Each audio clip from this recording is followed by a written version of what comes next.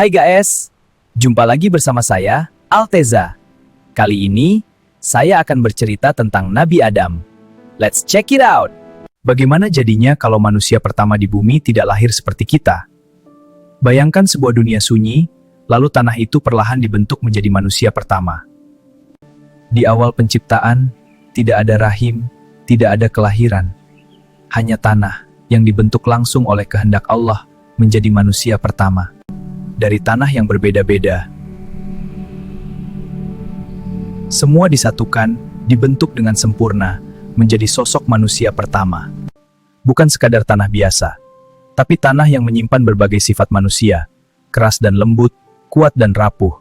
Dari situlah Nabi Adam alaihissalam dibentuk.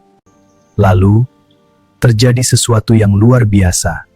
Allah meniupkan ruh ke dalam tubuh yang telah dibentuk itu. Dan untuk pertama kalinya, perlahan dadanya bergerak, jarinya mulai hidup dan matanya terbuka untuk pertama kalinya. Sebuah awal bagi seluruh umat manusia.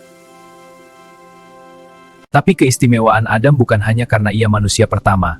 Allah mengajarkan kepadanya nama-nama segala sesuatu. Ilmu yang bahkan tidak diketahui para malaikat. Di saat para malaikat bertanya, Allah menunjukkan bahwa manusia diberi anugerah luar biasa, yaitu ilmu.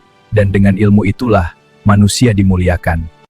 Lalu datanglah perintah yang agung. Allah memerintahkan para malaikat untuk sujud kepada Adam. Bukan untuk menyembah, tetapi sebagai bentuk penghormatan. Seketika para malaikat tunduk taat. Tanpa ragu, tanpa membantah, sebuah pelajaran tentang ketaatan yang begitu indah. Setelah itu Adam ditempatkan di surga.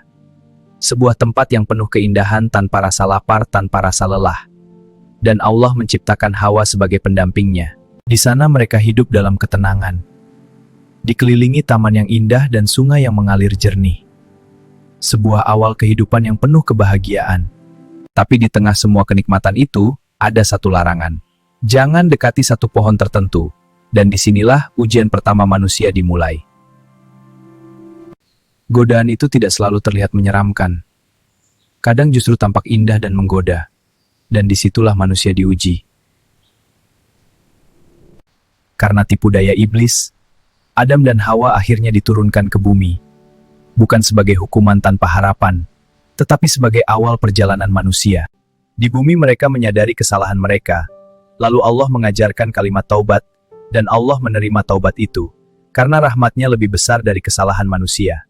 Dari kisah Nabi Adam, kita belajar bahwa ilmu adalah kemuliaan, ketaatan adalah keselamatan, dan kesombongan bisa menghancurkan segalanya. Karena sejak awal manusia diuji bukan untuk jatuh tetapi untuk kembali kepada Allah. Kalau kamu suka kisah penuh pelajaran seperti ini, jangan lupa subscribe, like, komen, dan share. Supaya semakin banyak yang bisa belajar dari kisah para nabi.